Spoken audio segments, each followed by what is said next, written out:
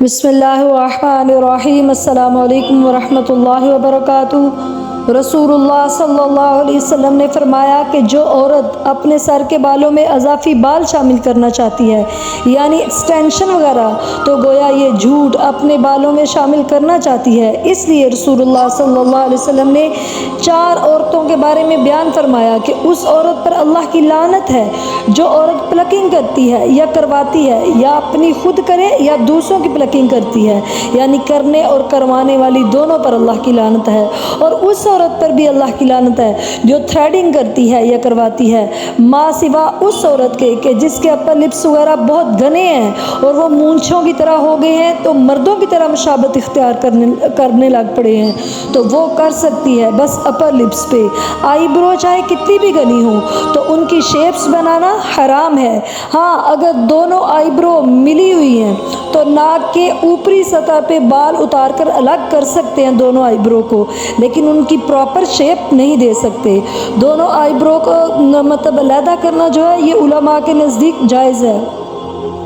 اور تیسری عورت جس پہ اللہ کی لعنت ہے جو نقلی بال لگاتی ہے یا لگواتی ہے، اور پھر ایسی عورت پر بھی لعنت ہے جو جسم کے کسی حصے میں سیاہی بھرتی ہے یا بھرواتی ہے، یعنی آرٹیفیشل تل وغیرہ لگوانا یا لگانا۔ اور آگے اللہ کے رسول صلی اللہ علیہ وسلم نے یہ لفظ بولے المغیرات خلق اللہ، کہ جو اللہ کی تخلیق کو تبدیل کرنے کی خواہش کرے تو یہ اللہ کو ہرگز پسند نہیں۔ صحیح بخاری کی روایت ہے کہ ایک اور رسول اللہ صلی اللہ علیہ وسلم کے پاس آئی اور کہنے لگی کہ میں اپنی بیٹی کی شادی کرنا چاہتی ہوں اور اس کے سر پر بال کسی وجہ سے اڑ گئے ہیں، ختم ہو گئے ہیں، تو کیا میں نقلی بال لگوا کر اس موقع پر اس کا وقت گزار سکتی ہوں؟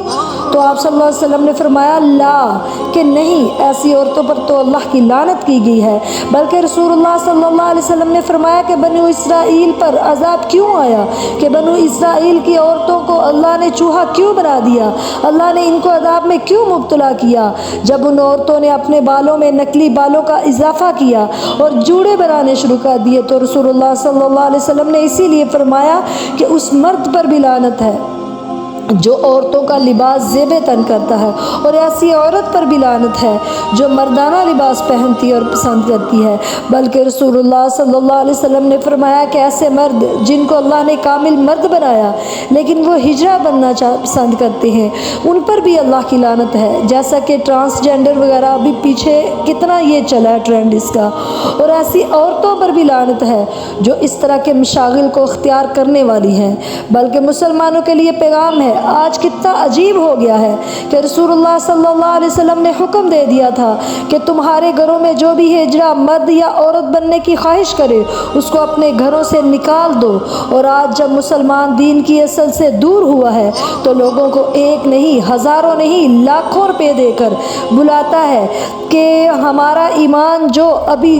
وہ کیا کہتے ہیں بچا ہوا ہے وہ بھی شیطان کے حوالے ہو جائے۔ رسول اللہ صلی اللہ علیہ وسلم نے تو یہ بات مسلمانوں کو سمجھائی تھی کہ یہ بہت بڑی مہلک بیماری ہے بے پردگی جو ہے۔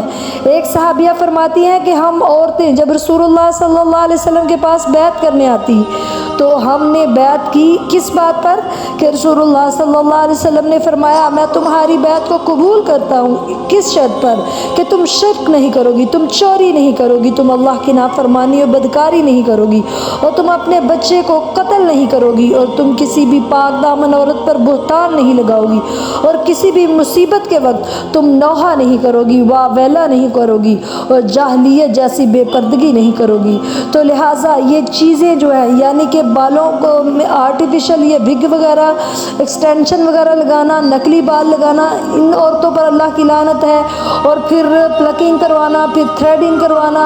اور ان سارے کاموں پر، اور پھر اپنا یہ جو ہے